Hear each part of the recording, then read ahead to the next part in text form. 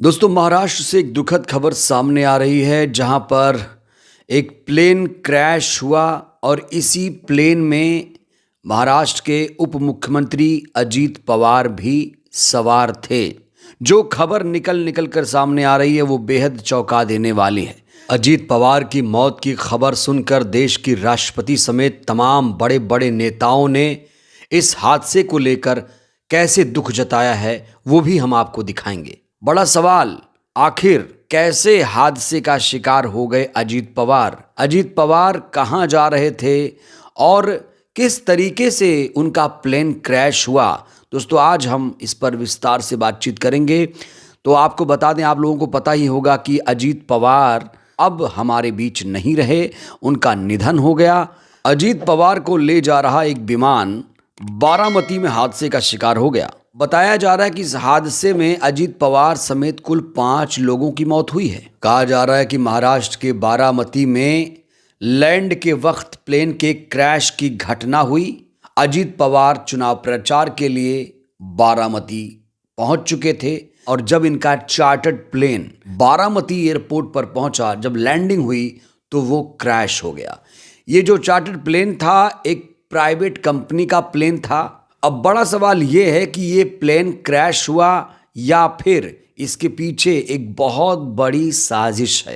Plane crash की घटना के बाद विपक्ष के तमाम नेताओं ने एक सुर में सरकार से दुर्घटना की गहन जांच कराने की मांग की है, जिससे दुर्घटना के सही कारणों का पता चल पाए। इस बीच इस पूरे मामले में डीजीसीए का भी बयान सामने आ चुका है।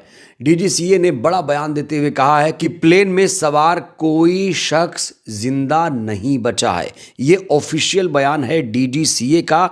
Directorate general of civil aviation ने कहा है कि महाराष्ट्र के डिप्टी सीएम अजीत पवार, उनके साथ 2 लोग और 2 क्रू मेंबर प्लेन में सवार थे। प्लेन में सवार कोई भी क्रैश में जिंदा नहीं बचा। अब आपको बताते हैं कि प्लेन हादसे से पहले आखिर क्या कुछ हुआ।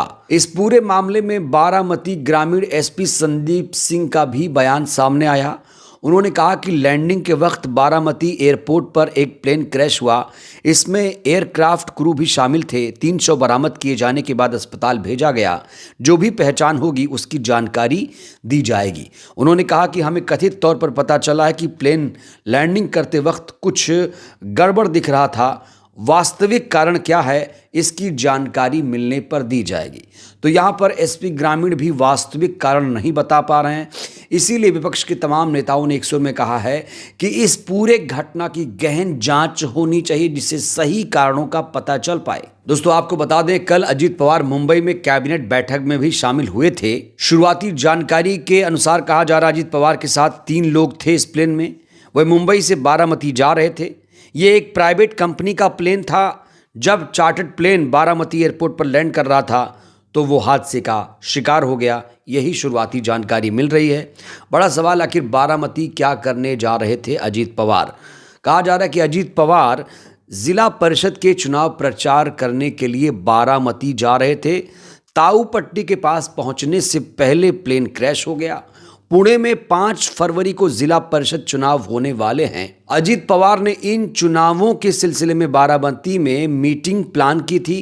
ये हादसा उन मीटिंग से पहले हुआ। बताया जा रहा है कि इस घटना में अजीत पवार गंभीर रूप से घायल हो गए थे और अब उनकी मौत की भी पुष्टि की जा रही है। वहीं प्लेन क्रैश होने के कुछ घंटे पहले, कुछ मिनट पहले अजीत पवार ने सोशल मीडिया पर एक पोस्ट भी किया था। यहाँ आप देख सकते हैं, लाला लाजपत राय को उन्होंने याद किया था। प्लेन क्रैश से करीब आधे घंटे पहले उन्होंने सोशल मीडिया पर पोस्ट किया था। तो ये उनका आखिरी ट्वीट था। तो बारामती पहुंच चुके थे, एयरपोर्ट पर पहुंच चुके थे और वहीं उनका प्लेन क्रैश हुआ और अब इस पूरे मामले में गहन जांच की डिमांड की जा रही है। दोस्तों, आपको बता दें, अजीत पवार महायुति गठबंधन में शामिल हैं। उनकी पार्टी एनसीपी है। वो शरद पवार के भतीजे हैं। और याद करिए, जब एनसीपी में टूट पड़ी थी, पहले तो ये शरद पवार के साथ रहा करते थे, लेकिन फिर ये बीजेपी के साथ मिल गए। अजीत पवार पर भ्रष्टाचार के भी कई गंभीर आरोप थे। जब ये बीजेपी के साथ नहीं थे, तब महाराष्ट्र के जो मौजूदा मुख्यमंत्री हैं देवेंद्र फडणवीस, वो कहते थे कि जब हम सत्ता में आएंगे तो अजीत पवार चक्की पीसेंगे। लेकिन जब अजीत पवार, जिन पर भ्रष्टाचार के आरोप थे, जब वो बीजेपी के साथ मिल गए, तब उनको आधा हिस्सा एनसीपी में भी मिला। क्योंकि अगर अजीत पवार बीजेपी के साथ नहीं आते तो एनसीपी भी नहीं टूटती, शिंदे अगर बीजेपी के साथ नहीं आते तो शिवसेना भी नहीं टूटती। बहरहाल ये तो राजनीतिक बातें हैं, लेकिन जिस तरीके से निधन हुआ है अजीत पवार का, कहा जा रहा है ये साजिश है, बहुत बड़ी साजिश है। बहुत सारे लोग इसके पीछे बहुत बड़ी साजिश बता रहे हैं, कुछ लोग कह रहे हैं कि ये हादसा है। बड़ा सवाल ये क्रैश लैंडिंग हुई या फिर कोई तकनीकी खराबी, इसको लेकर गहन जांच की जरूरत है। बारामती हादसे के बाद राष्ट्रपति द्रौपदी मुर्मू ने भी ट्वीट किया। उन्होंने लिखा, महाराष्ट्र के बारामती में एक विमान दुर्घटना में महाराष्ट्र के उप मुख्यमंत्री श्री अजीत पवार समेत कई लोगों की मृत्यु का समाचार अत्यंत दुखद है। अजीत पवार जी का असामयिक निधन एक अपूरणीय क्षति है। उन्हें महाराष्ट्र के विकास में, विशेषकर सहकारी क्षेत्र में विशेष योगदान के लिए सदैव याद रखा जाएगा। मैं उनके परिवार, समर्थकों और प्रशंसकों के प्रति गहन शोक संवेदना व्यक्त करती हूँ। ईश्वर इस दुर्घटना में मारे गए अन्य सभी लोगों के परिवारों को भी इस आघात को सहने की शक्ति प्रदान करे। वहीं इस घटना को लेकर बीएसपी चीफ मायावती जी ने भी ट्वीट किया। उन्होंने लिखा, महाराष्ट्र के उप मुख्यमंत्री तथा महाराष्ट्र की राजनीति के दिग्गज नेताओं में से एक नेशनलिस्ट कांग्रेस पार्टी के नेता श्री अजीत पवार जी का आज बारामती में विमान हादसे में हुई मौत अति दुखद। उनके परिवार तथा उनकी पार्टी के लोगों के प्रति मेरी गहरी संवेदना।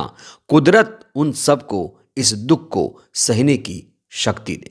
वहीं इस दुखद घटना को लेकर लोकसभा में नेता विपक्ष राहुल गांधी ने भी ट्वीट किया।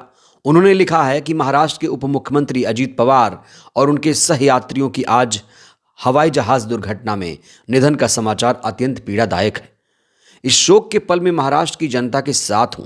समस्त पवार परिवार और प्रियजनों को इस दुख की घड़ी में अपनी संवेदनाएं व्यक्त करता हूं। वहीं समाजवादी पार्टी अध्यक्ष यूपी के पूर्व सीएम अखिलेश यादव ने भी इस घटना को लेकर प्रतिक्रिया दी। उन्होंने कहा, महाराष्ट्र के डिप्टी सीएम श्री अजीत पवार जी का विमान दुर्घटना में निधन अत्यंत दुखद।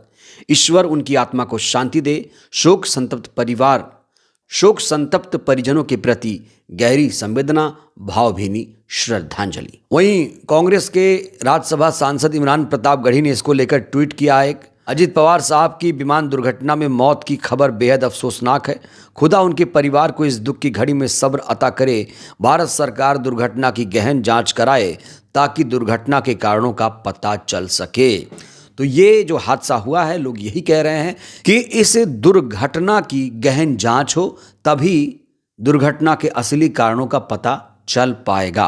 बहरहाल दोस्तों, इस वीडियो में इतना ही। अजीत पवार की जिस तरीके से दुर्घटना में मौत हुई है, आप इसके पीछे किसे जिम्मेदार मानते हैं? ये लैंड क्रैश है या फिर कोई और कारण है? इन तमाम खबरों को लेकर आप लोग क्या सोचते हैं? अजीत पवार कैसे नेता थे? आप लोग जरूर राय दीजिएगा। धन्यवाद।